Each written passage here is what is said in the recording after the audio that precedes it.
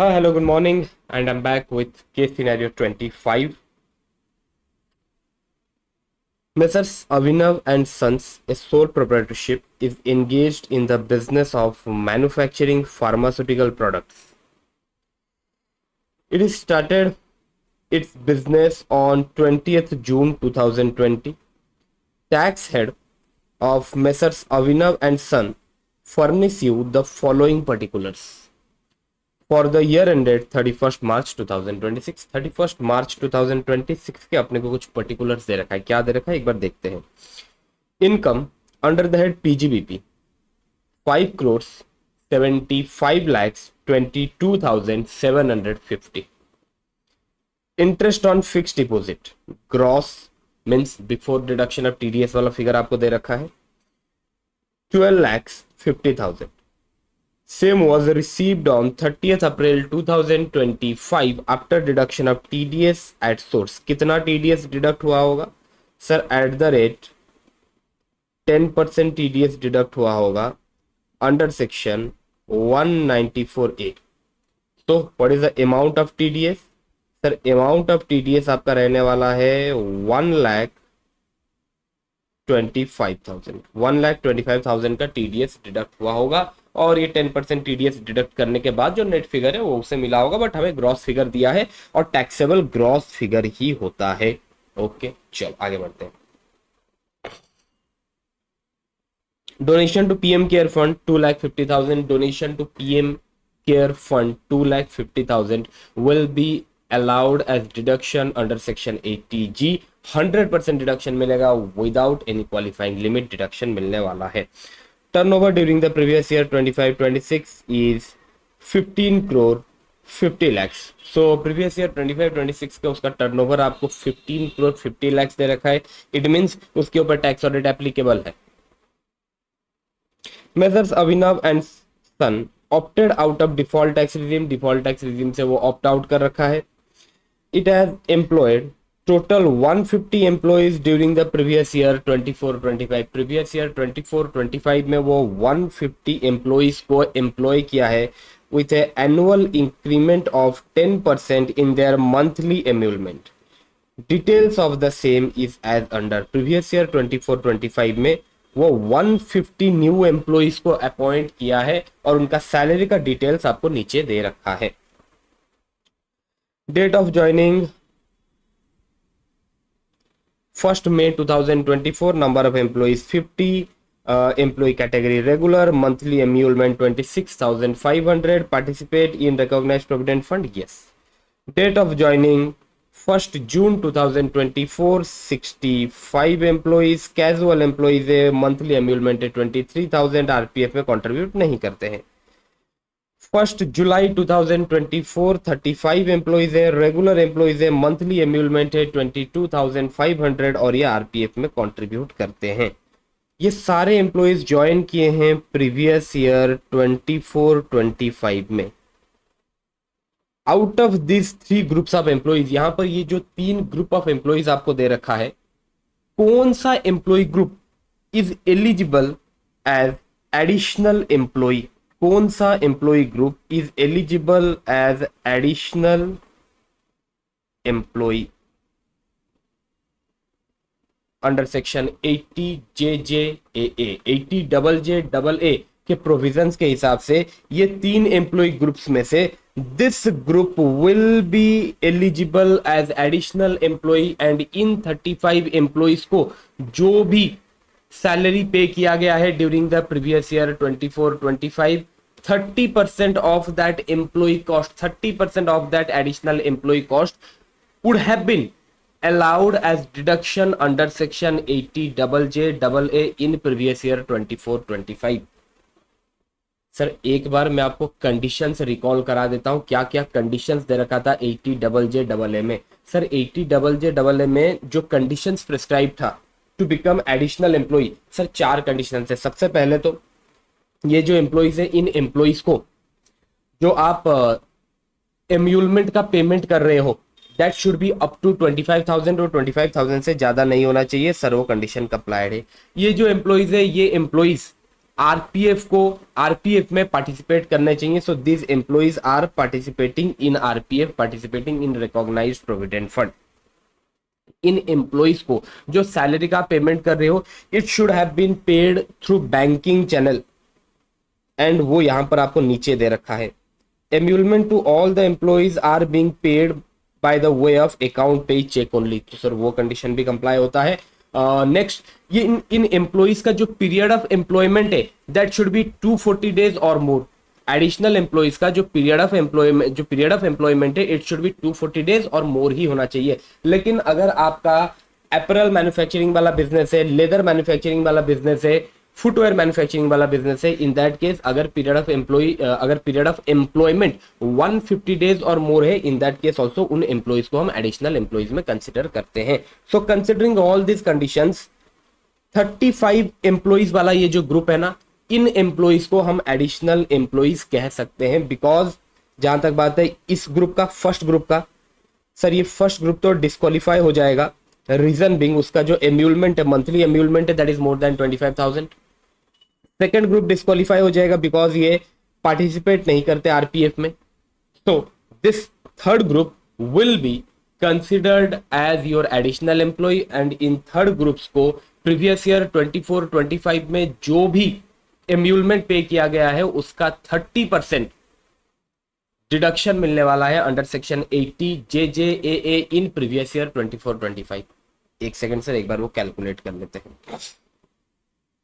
अच्छा सर, आपने इनका पीरियड ऑफ एम्प्लॉयमेंट तो चेक नहीं किया, वो 240 डेज और मोर होना चाहिए. पीरियड ऑफ एम्प्लॉयमेंट अगर मैं देखूं 365 डेज से अगर मैं फर्स्ट क्वार्टर माइनस कर दूं, क्योंकि ये ज्वाइन किए हैं सेकंड क्वार्टर ऑनवर्ड से, तो फर्स्ट क्वार्टर अप्रैल का 30 दिन माइनस कर देता हूं, मई का 31 दिन, जून का 30 दिन. तो इनका जो पीरियड ऑफ एम्प्लॉयमेंट है दैट इज 274 डेज. तो वो कंडीशन भी वो कंप्लाई करते हैं, 240 डेज वाला कंडीशन भी वो कंप्लाई करते हैं. ओके, सो अगर मैं एडिशनल एम्प्लॉय कॉस्ट कैलकुलेट करूं, इन 35 एम्प्लॉइज को कितना सैलरी पे किया गया है during previous year 24-25. Sir 35 employees हैं, एक एम्प्लॉय का जो सैलरी है that is 22,500 into number of months कितना है sir, number of months 9 months है. तो your additional employ cost is 35 into 22,500 into 9, that is 70,87,500. अब सर इसका 30% निकाल लो, डिडक्शन अमाउंट विल बी 21,26,250.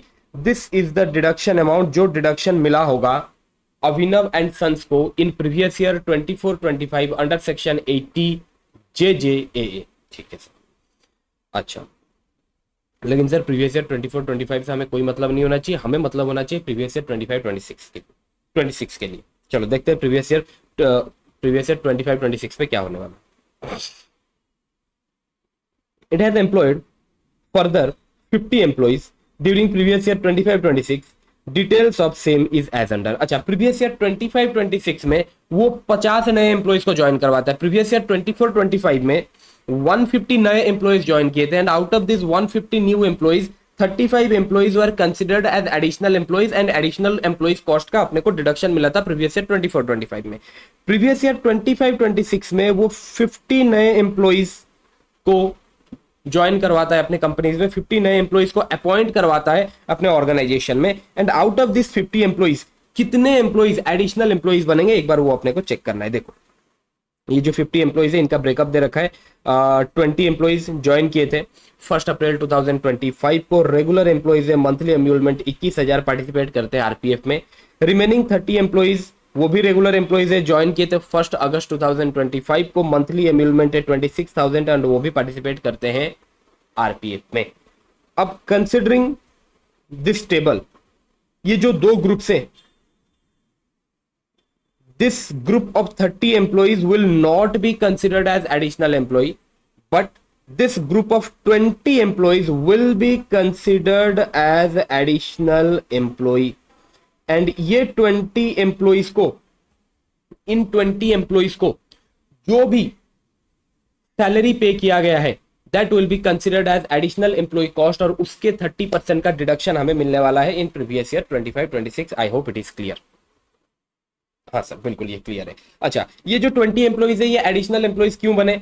सबसे पहले देख लो यार, क्या उनको जो सैलरी पे किया जा रहा है वो बैंकिंग चैनल से पे किया जा रहा है? बिल्कुल सर, वो तो बैंकिंग चैनल से पे किया जा रहा है, वो कंडीशन ठीक है। अच्छा सर, उनका जो पीरियड ऑफ एम्प्लॉयमेंट है, क्या वो 240 डेज और मोर है? बिल्कुल सर, वो तो 1 अप्रैल 2025 को ज्वाइन किए, तो फिर उनका जो पीरियड ऑफ एम्प्लॉयमेंट है वो 365 डेज रहने वाला है, तो वो कंडीशन भी कंप्लाई हो रहा है। क्या वो आरपीएफ को कंट्रीब्यूट करते हैं? बिल्कुल। क्या उनका monthly emolument within the limit of 25,000 है? बिल्कुल सर, इसलिए वो एडिशनल एम्प्लॉय बन गए। अब इन एडिशनल एम्प्लॉइज का एडिशनल एम्प्लॉय कॉस्ट अगर मैं कैलकुलेट करूं, दैट इज 20 एम्प्लॉइज, सैलरी है 21,000 का, और ये 21,000 का सैलरी उन्हें पूरे 12 महीने के लिए पे किया गया है। कितना आ रहा है सर? 20 into 21,000 into 12, 50,40,000। अब इसका 30% कैलकुलेट करेंगे। 30% of additional employ cost shall be allowed as deduction during the previous year 25-26। तो इसका 30% कितना आ रहा है?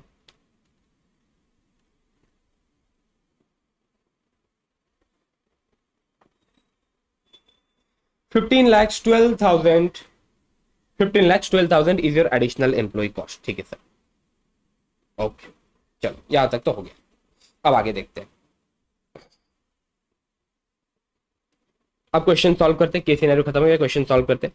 What is the due date of filing of return of income of messrs Abhinav and sons for assessment year 26-27? Assessment year 26-27 के लिए Abhinav and sons का due date of return filing क्या होने वाला है? सर, उनका जो टर्नओवर था ना, वो 15 करोड़ समथिंग था। 15 करोड़ 50 लाख, 15 करोड़ 50 लाख का उनका टर्नओवर था। और अगर उनका टर्नओवर 15 करोड़ 15 लाख है तो उनको टैक्स ऑडिट एप्लीकेबल है। और अगर उन्हें टैक्स ऑडिट एप्लीकेबल है, his their due date of return filing will be 31 October 2026। That is your option D. What shall be the amount of deduction available to Abhinav and Son under section 80JJAA for assessment year 26-27? that is for previous year 25-26। previous year 25-26 के लिए उन्हें 80JJAA में कितना deduction मिलने वाला है? Sir, जो employees previous year 25-26 में ज्वाइन किए थे और एडिशनल एम्प्लॉय के लिए एलिजिबल हुए थे, उनको जो सैलरी पे किया गया है एंड उसका जो 30% का कैलकुलेशन है सर, वो तो हमने ऑलरेडी कर रखा है। तो सर, इतना तो डिडक्शन मिलने ही वाला है 80JJAA में। लेकिन एक चीज ध्यान रखना भाई, ये जो एम्प्लॉइज, ये जो 35 एम्प्लॉइज जो एडिशनल एम्प्लॉइज बने थे फॉर प्रीवियस ईयर 24-25, ध्यान से सुनना मैं क्या बोल रहा हूं, जरूर तुम ये पॉइंट भूल चुके होगे। ये 35 एम्प्लॉइज जो एडिशनल एम्प्लॉइज बने थे प्रीवियस ईयर 24-25 के लिए, एंड इन एडिशनल एम्प्लॉइज को जो सैलरी पे किया गया था उसका भी 30% का कैलकुलेशन हमने किया था। और हमने बोला था सर, उसका 30% 21,26,250 इसका डिडक्शन मिला होगा अंडर सेक्शन 80JJAA में फॉर प्रीवियस ईयर 24-25। बिल्कुल। बट अगर आप लोगों को याद हो, एडिशनल एम्प्लॉइज का जो एम्प्लॉय कॉस्ट रहता है, एडिशनल एम्प्लॉय कॉस्ट का जो डिडक्शन मिलता है, that is 30% of additional employee cost. This deduction is available for 3 consecutive years. Once a employee is considered as additional employee, उस additional employee का जो cost है, अगर उसका deduction आपको एक बार allow हो गया, then that deduction is available for 3 consecutive years. It means sir, ये जो डिडक्शन आपको मिला था for previous year 24-25, the same 30% of deduction is also available for previous year 25-26 and also available for previous year 26-27. So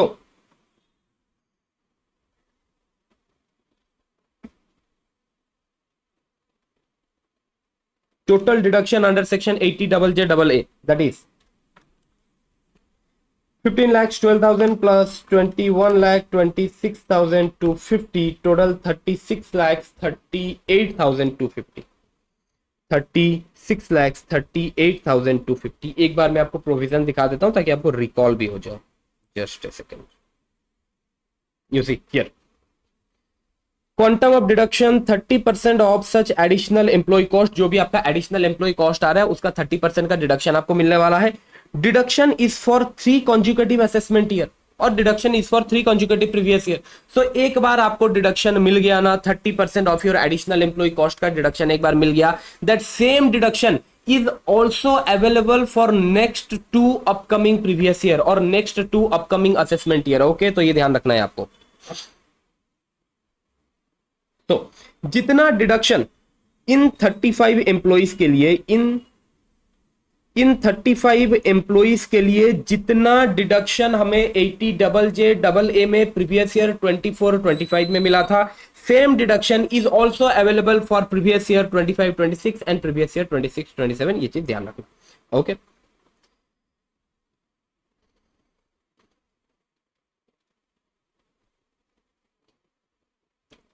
what would be the total income of Abhinav and Son for assessment year 26-27? assessment year 26-27 के लिए Abhinav and सन का total income कितना होने वाला है? चलो sir फटाफट calculate कर लेते हैं। ध्यान रखना भाई, वो न्यू रिजीम से ऑप्ट आउट करके ओल्ड रिजीम में है। ठीक है सर, एक तो मैं उसका ले लूंगा पीजीवीपी का इनकम, दैट इज 5,75,22,750 प्लस।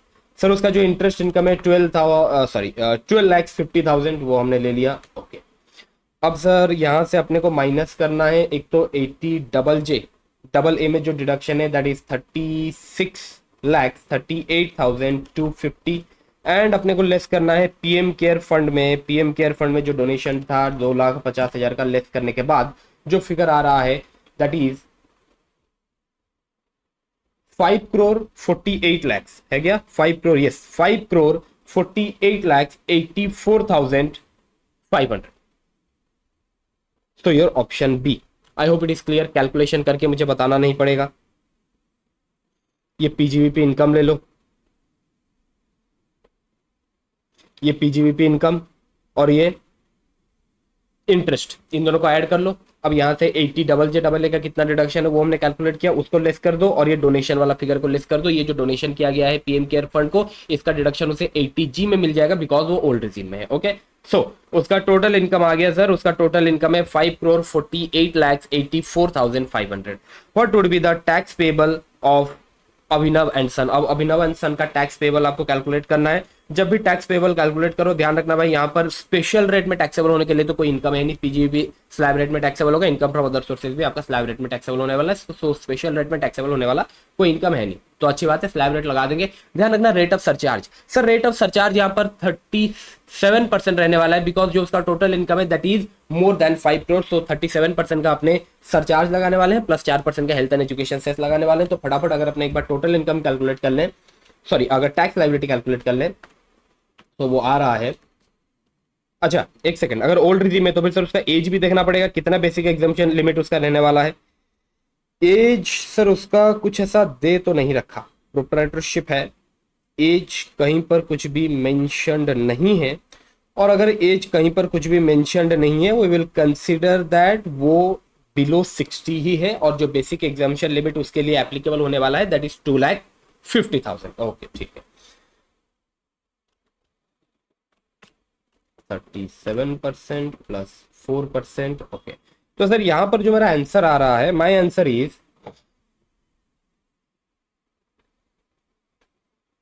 2,31,92,680।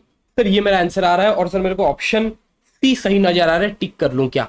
भाई देखो तुमने स्लैब रेट लगाया, हाँ हाँ सर लगाया सर, स्लैब रेट के हिसाब से हमने टैक्स कैलकुलेट किया, उसके ऊपर सर 37% का सरचार्ज भी हमने लगाया और उसके ऊपर 4% हेल्थ एंड एजुकेशन सेस भी लगाया। तो फिर सर ये फिगर आ रहा है, ऑप्शन सी सही है, अपने को टिक करना चाहिए। एक चीज ध्यान रखना भाई, आपको टैक्स पेबल पूछा है, ये tax payable means net tax payable means after adjusting your TDS amount. मुझे एक बात बताओ, जो इंटरेस्ट इनकम उसे हुआ था, क्या उस इंटरेस्ट इनकम के ऊपर कोई टीडीएस डिडक्ट हुआ था? बिल्कुल सर, 1,25,000 का टीडीएस डिडक्ट हुआ था। तो तुम्हें नहीं लगता फ्रॉम दिस अमाउंट, ये जो आपने अमाउंट कैलकुलेट किया यहां से उसे 1,25,000 का टीडीएस का क्रेडिट मिलना चाहिए? So after reducing this credit of 1,25,000 your net tax payable amount is 2,30,67,680 and that is your option D. So your answers are D, A, B, D. D, A, B, D. So with this case scenario is complete. Case scenario 25 is over. Thank you.